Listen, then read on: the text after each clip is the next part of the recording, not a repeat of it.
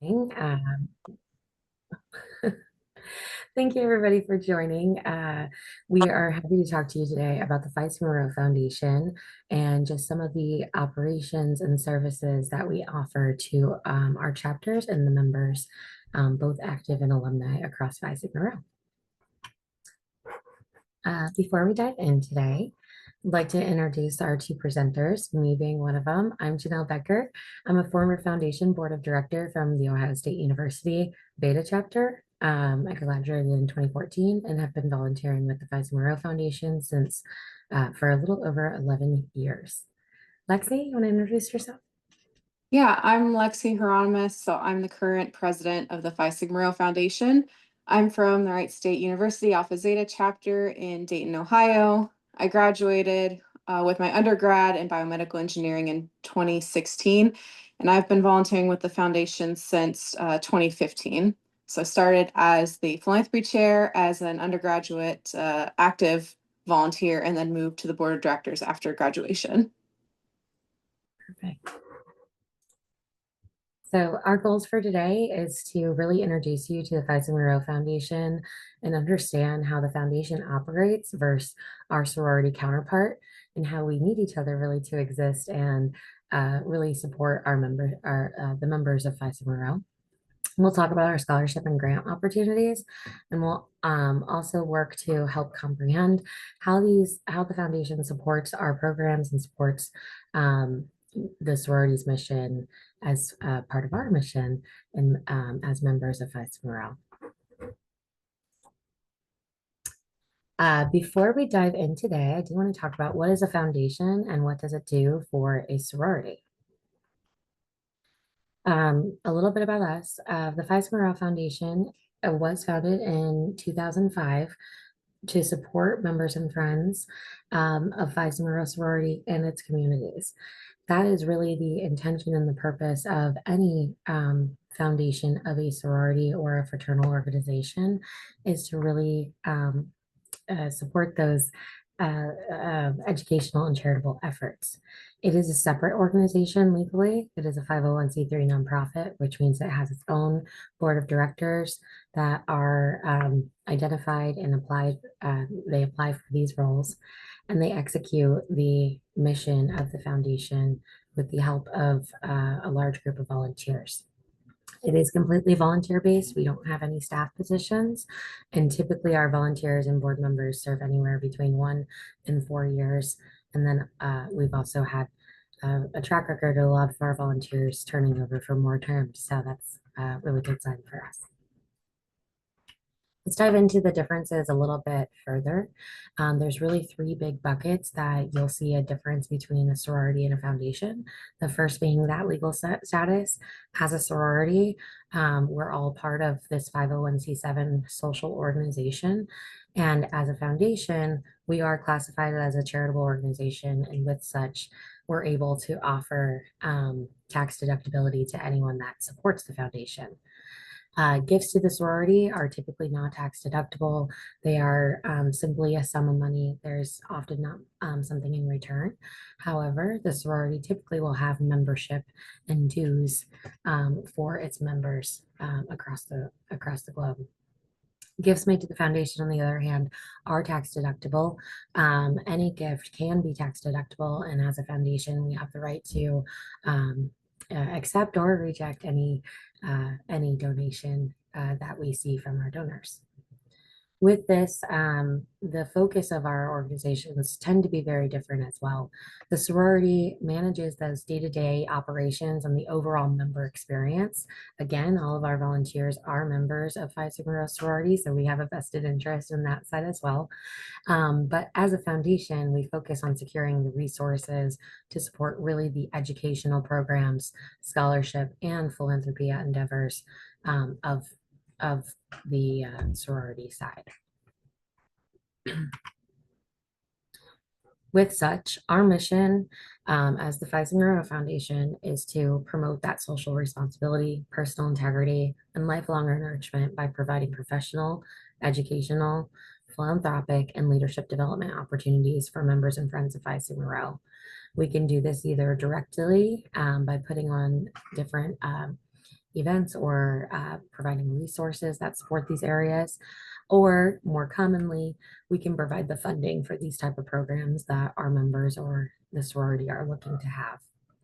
Our motto, very similar to the Phi Sigma Rho sorority, is building the future together. To really dive in today, I'm going to talk about really kind of the 5 pillars of what makes a foundation and how it operates. We'll dive into each one of these areas in more details, but our goal is to really enhance that long-term impact and the sustainability of Phi Sigma Rho sorority. To do this, we have operations around fundraising and bringing in that financial contribution. We then invest and manage those funds in various ways to ensure that they are sustainable for the long term. And then we distribute a lot of these funds through grants and scholarships and financial aid. And lastly, we really do promote that philanthropic spirit and that charitable side as well. So we look for different ways that we can provide resources in this area as well. So to start, we're going to get into fundraising. This is a large part of how many of our members may already know the Phi Sigma Rho Foundation. So not just us, but any foundation, any 501c3 nonprofit will have some type of campaigning or effort to raise funds to support different programs that they have. We do this through large scale campaigns that might be short 30-day campaigns, maybe even a day for something like Founders Day. Or if you might be familiar with something like the 40 for 40 campaign we did in 2023 and 2024 to raise $40,000 for 40 years of Phi Sigma Rho.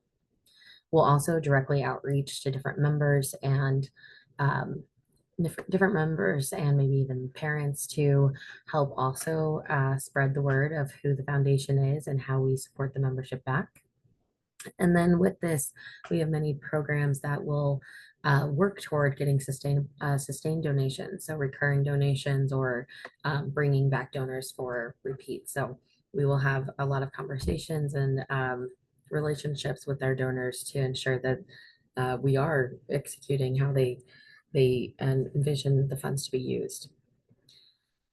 Another big area is we spend a lot of time looking for corporations and corporate match programs that further enhance a member's contribution, or where we can apply either to the corporation or to other nonprofits to receive grants of our own to support the foundation and its operations.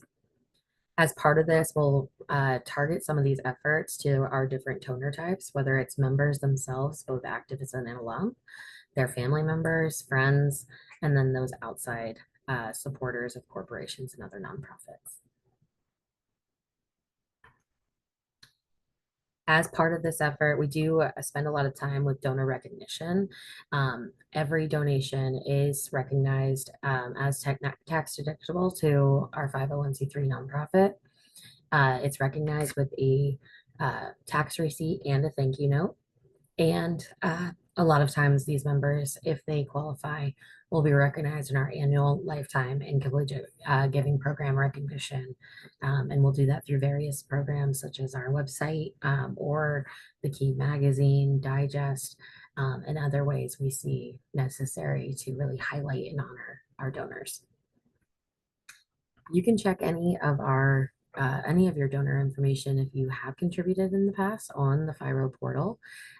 If you don't have your account set up, there is a link on the Phi Sigma Rho sorority website to get that process started.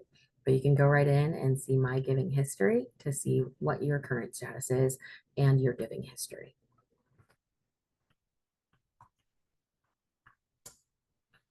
One program I do want to highlight today is the Collegiate Giving Program. And it's really 2 different levels that we have really for our young donors. The first is the Penguin Pals program, or what we call P3. It's designated for any current active students where if they donate a sum of $100 during their active or undergraduate period, through their year of graduation, they'll receive a penguin charm. So this is just one small token of appreciation that we have. And then the next level after they graduate is the After the Cap and Gown program, where they can get a charm of a pyramid for donating a sum of $300 to the foundation within 5 years of graduation. Those with both of those programs, it can be any number of sums, whether they donate a couple of dollars in one donation, or if they do the donation all at once for $100 or $300. Either way works to qualify for these programs.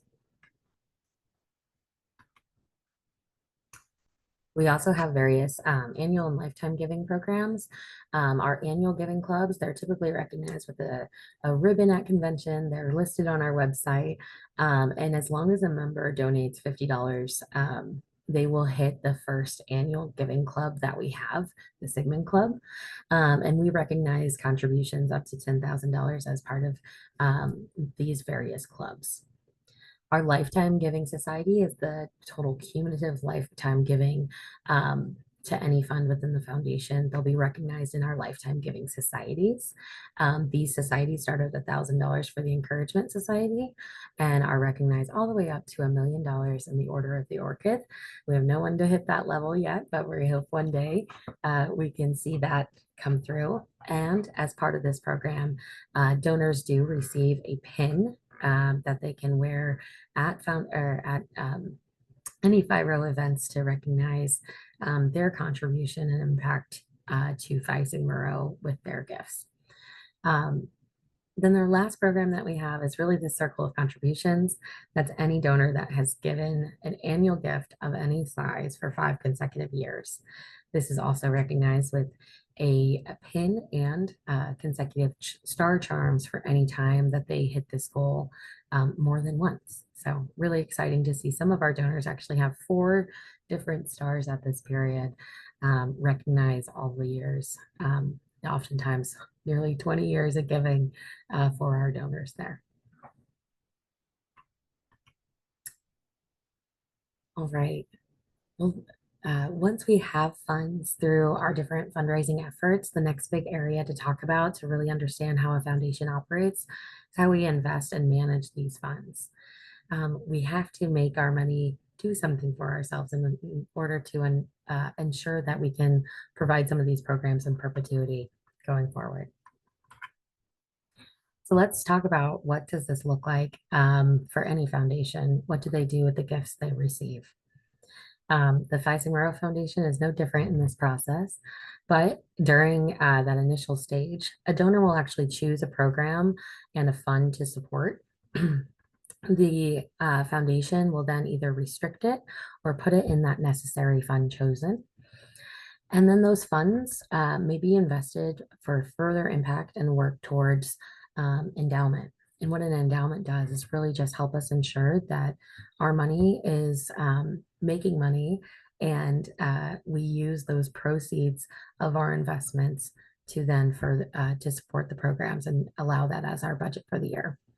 So even though we have endowed programs, we want to continue to see those endowments grow so we can contribute more in those areas than what we currently have planned.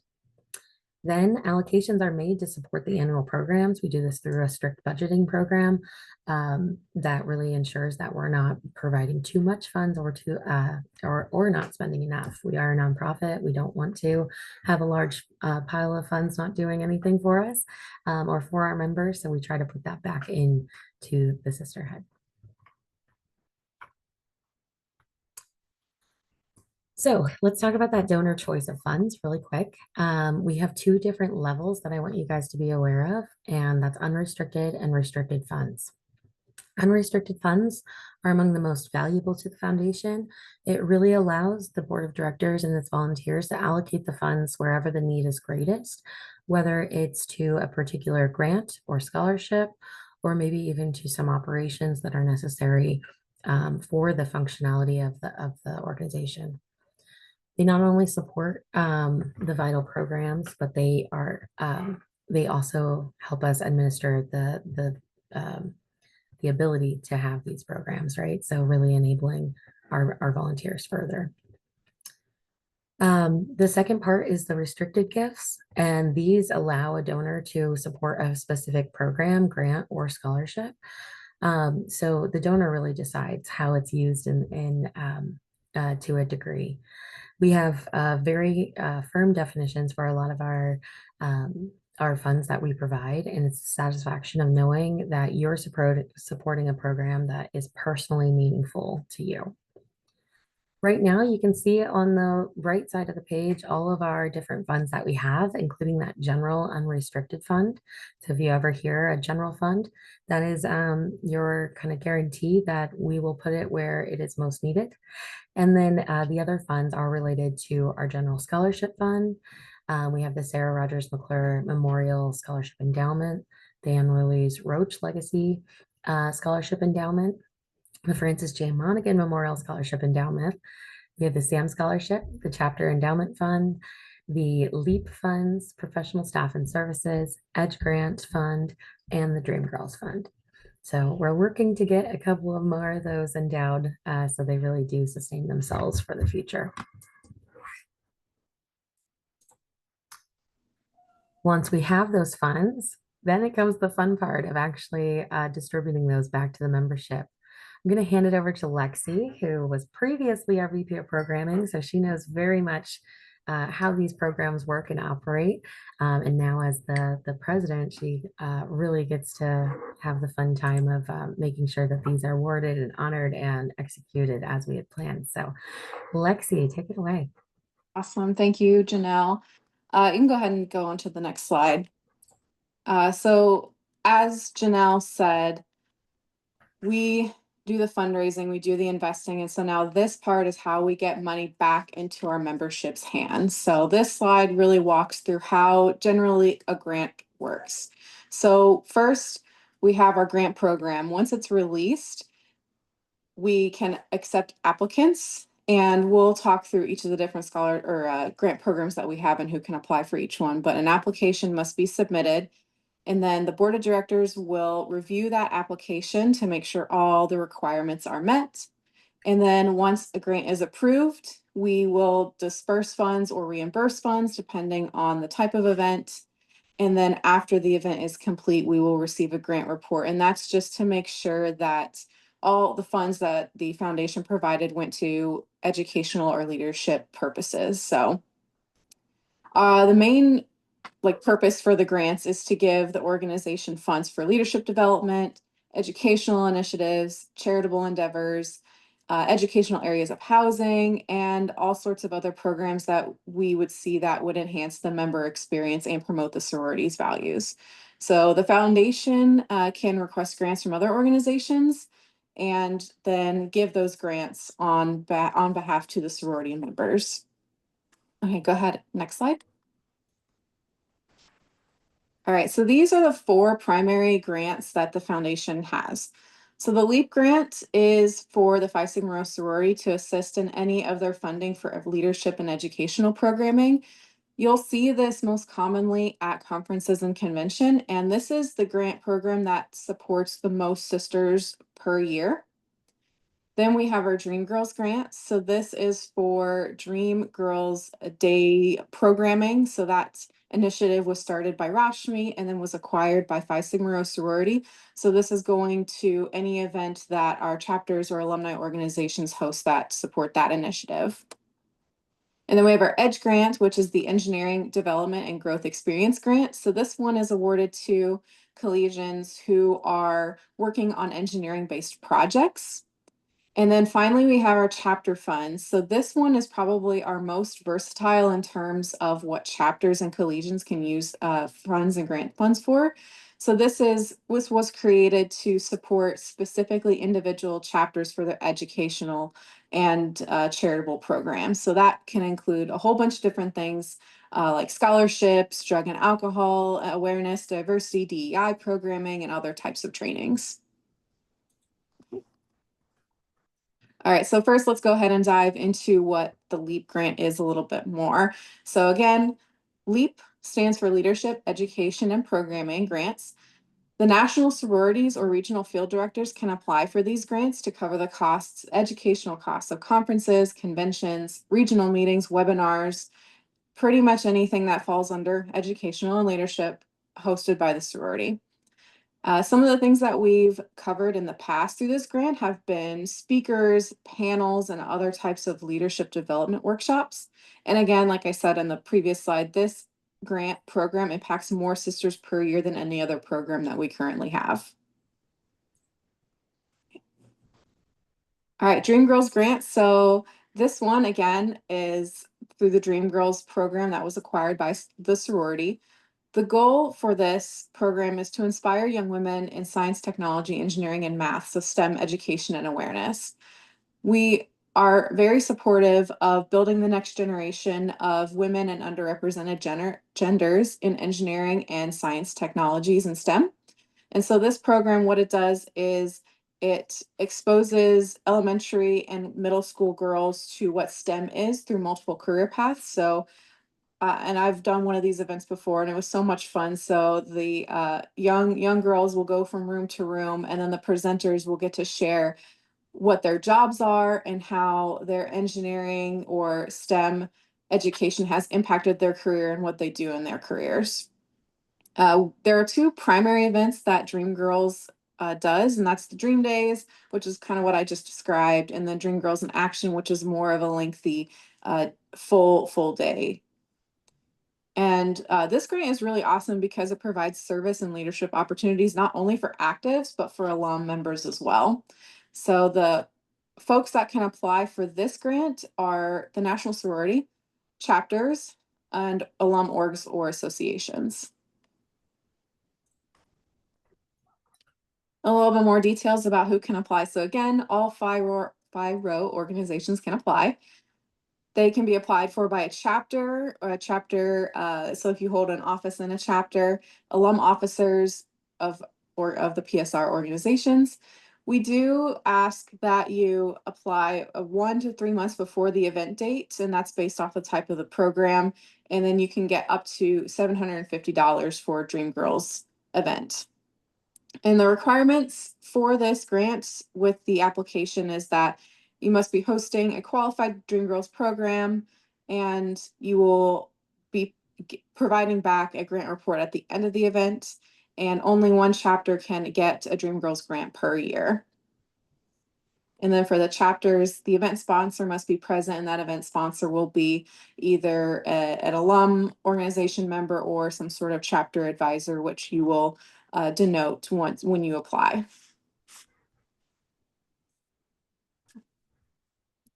All right, the Engineering Development and Growth Experience Grant is a really unique grant because it aims to help collegiates with hands-on science and engineering-based projects. So this one really emphasizes teamwork and collaboration within these projects. We want to see how you're developing your leadership, financial and project management skills, and there are so many different types of projects that can qualify for this. And we've listed a couple of examples on the slide, like go-karts, robotics, rocketry, coding, hackathons. The picture you see on the screen is our most recent Edge Grant winner, and they had a project on UAVs. I'm always just amazed at the types of projects that we get to see with this. And so we encourage a lot of creativity for these projects.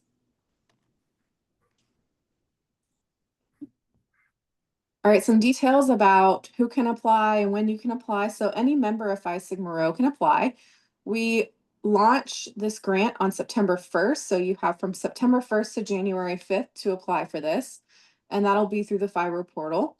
Right now, we provide funding of up to $1,000 per project.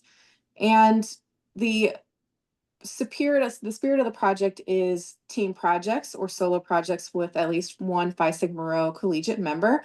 And preference is given to teams that have 3 or more Phi Rhos. This project must be part of an extracurricular activity, meaning that we will not be funding capstone projects, senior design, or anything that qualifies for academic coursework. So we're trying to encourage some of those projects that are outside of that academic work. And then you can apply for this grant when you're in the planning phase or when the project is partially completed. All right, and then like I said earlier, we only award one grant application per project. Okay. All right, chapter endowment funds. This one I am super excited about because it does support educational and leadership needs of local chapters. So this fund was created to offer our donors a tax deductible way to support their chapter specifically, and also be able to help choose or help the chapters who have very specific needs for educational leadership purposes. We are actively looking at growing and expanding this program. And some of the things that we've had requests for, and also things that we've identified areas that chapters can use these funds for, are for scholarships, for educational portions of chapter houses. So if you think the libraries, desks, bookcases, or Wi-Fi. We could also use this to provide travel costs to educational leadership programming. So that would qualify for a sorority conference and convention, and that could qualify for other types of travel for other types of conferences. Like I think I've already mentioned that you can also use these for leadership trainings. That would include DEI, drug and alcohol, and safety, and then also other types of academic competitions. All right, who can apply and what are some of the prerequisites? So right now, the chapter funds program is still growing. And we are actively, as the foundation, going to be pushing this program and making some asks to our donors in the upcoming year for 2026. So the way that we're going to be operating moving forward is that funds must be available before the use of funds. The foundation will also be reporting out at least 1 time per year the health of the funds for all the chapters. To apply, you must be a chapter officer, and then those applications will be through the FIRO portal, and those will start being available on January in 2026. Some of the requirements for these funds in terms of, like earlier when I was talking about the application and then the awards and the grant report, depending on the type of event you have, will determine what the requirements are for the foundation to approve the funds. So if it's an event hosted by a chapter versus a conference registration or a scholarship, the scholarship will have a little bit more in terms of the application than some of the events hosted by the chapter. And we will make sure that all of those are listed through the application process on the FIRO portal. Okay. And then this is actually something that we include. So we gave this presentation at Convention 2025, and we were able to have some really awesome conversations with our collegians. And one of the things that they had asked for in terms of clarity was, what are the timelines for our grant program? So here we have listed out the 4 primary timelines for our grant program. So the first one being LEAP grants to the sorority. So these are the grants that the sorority applies for the leadership and education programming. So you'll see in the first column, we have, when does the event take place? Then the second column is, when is the application due for events that take place in that time range? And then the last column is the notification to the sorority. So if an event happens January 1st, then we would need to have an application on August 15th of the previous year. And then the foundation will notify the sorority on October 15th of that approval or disapproval of the grant. Similarly, for the chapter funds grants, we have, when does the event take place? Is it a fall event? Is it a spring event? When is the application due? So that is when the applicant needs to submit something to the foundation. Then we have when the foundation needs to notify the applicant whether their application was approved. And then this last column here, so our chapter funds is written to be a little bit more flexible. So if you were to go over the funds needed, or if you needed more funds than what was previously approved, we do have an option for requests for reimbursement. And so that would be the deadline for a request for reimbursement based off of the event date. And it has an asterisk here because We've gotten a lot of feedback on how this isn't as accessible to members as they had originally thought it would be. And so the board is taking a look at these timelines to see if there is any way that we can shorten it, as we have done with the Dream Girls grant and the Edge grant, as you see below.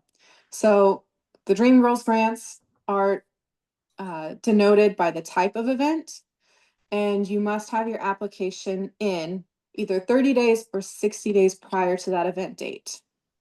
And then it's the foundation's responsibility to notify the applicant within 30 days of them applying for the grant on whether they were approved or disapproved.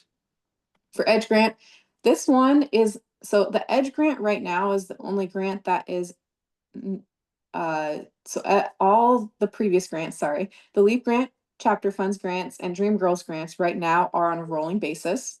You can apply for these at any time. The Edge grant is only on a cyclical basis. So applications will open on September 1st. And then you see the application due date of January 5th. And then on February 15th is when we will notify applicants if they received the grant. That is a lot of dates and a lot of numbers. So if anyone has any questions about any of these at any time, we are more than happy to reach out and help to see if they need any help planning or if they are have questions about the dates. Yeah, thanks, Lexi. I know our grants are really exciting, especially the chapter funds, just being able for that chapter to really have the choice while also still allowing those donors to support the area that they really desire. So we love providing in that way. The other way that we provide back is through scholarships, and we've had a long-standing since our inception as a foundation. We have been able to provide scholarships to different members across the past 20 years. Right now, we have 8 scholarships that we'll be awarding for the 2025 application period, which supports the 2026 through the 2027 academic year. For most of these, they're available for undergraduate and graduate students of Phi Sigma Rho. We don't have any scholarships that are for non-members of Phi Sigma Rho currently. You can apply for all of the 8 scholarships through one application on the Phi Rho portal, so it makes it very easy and streamlined to apply, and you don't have to duplicate any information across the scholarships where it's required. And this is available again on the Phi Rho portal under Foundation Scholarships. For our scholarships, we have a regular application period that opens October 1st of each year and is due the following March 1st of that year. Letters of recommendation have a little bit longer of a timeline just because they are not triggered to open until the applicant submits their full application. Those are due on March 10th, following that closing period. And then we award these scholarships. We notify any recipient if they will be receiving by March 15th, so we can start the internal processing. And we make that formal announcement at conference and convention each year. So it's really exciting to see our 7 newest awardees at this previous convention. Our available scholarships vary in level of details and requirements that each of them have, and even some criteria to be eligible to apply for these. But the 8 that we have are the Merit Scholarship, Leadership Scholarship, Philanthropy and Service Scholarship, the Sarah Rogers McClure Memorial Scholarship, the Francis J. Monaghan Memorial Scholarship, the Anne Louise Roach Legacy Scholarship, the SAM Scholarship, which is new this year for the first time, and the Texas Leadership Scholarship. Most of our scholarships are worth $1,000, and we have one scholarship that will be worth $500 for the 2025 application period. To apply for these, all of them do require to be an active or an alum of Phi Sigma Rho. It does require a minimum GPA of 2.75. And then at least one letter of recommendation is required. Some of our scholarships do require 2 letters of recommendation, and those recommenders must be of a certain type. So some allow an active member, some allow alum members or advisors. of a chapter, and then some also require or request for a external either campus advisor, work advisor, or otherwise. Transcripts are required to ensure that the student is continuing education as they say, and an on-time completed application is always required. So that will disqualify a member if they apply outside of our time periods. I'll pass it back over to Lexi for philanthropic support. Yes, so this is the final way, or I guess not really the final way, but one of the ways that the foundation supports our membership. So grants and scholarships are probably the most known, and philanthropic support is also something that we do and provide resources for. Oh, like I said, provide resources for philanthropy. We also provide awareness and support, and then also providing funding to other 501(c)(3) organizations with philanthropic missions. Okay. So right now, for our philanthropy and service guides, we have created 2 guides for hosting philanthropy and service events for your chapter and community. Those are found on the FIRO portal. And what we've done is we've identified a range of different types of events that one could host for either philanthropy or service. And they could be different sizes, different costs, different volunteer needs. And we've ranked those as like easier to medium to harder type of events. We give you recommendations for budgeting and pricing, and we also provide you a resource on how you can collect funds for those. So if you were to go into the FIRO portal and to look up these philanthropy and service guides, you'll find them under resources, and they will be in the foundation folder. We are actively looking for feedback on our philanthropy and service guides. We want to hear from the chapters, and we want to hear from our organizations on how their philanthropy and service is going. We want to provide as many ideas as possible for our members, and we also want to make sure that these guides are useful for our members. So if you do have any feedback, we would love to hear it. There is a QR code on the screen which you can scan to use for our survey. And if you're watching this and the QR code does not work anymore, we are more than willing to set up a meeting or have a call, or you can reach out via email. Our primary way that we've supported philanthropy is through Light the Night. So this was something that was created to unite chapters. Well, I guess the Leukemia and Lymphoma Society has been around for a while. The Phi Sigma Rho Foundation has been supporting the Leukemia and Lymphoma Society since 2015 through the Light the Night walk campaigns. Walks start in August and run through late fall, and you can participate by finding a walk in your area, or you can host your own walk. The Phi Sigma Rho 2025 teams have been created, so all chapters can go ahead and link their accounts to the Phi Sigma Rho Large 2025 team. You can fundraise there, and you can also use that page to help spread awareness for blood cancers and prevention of blood cancers. All right. All right, and finally, as we wrap up all of our conversations today about the foundation, we're going to go into a little bit about how, if you are interested in supporting the foundation, what are some ways that you can do that? All right, so right now this is our lineup for the current board of directors of the Phi Sigma Rho Foundation. So you have myself as president, we have Carly King moving into treasurer, Belle Riemann as our VP of development, Caitlin Fontaine as our VP of donor relations, Taylor Gleiger as our secretary, Tara Zanke as our VP of publicity. And as much as I would love to have Sigmund on our board, Sigmund is not actually on our board. Our VP of programming is still currently open, and we're actively recruiting for that volunteer role. All right.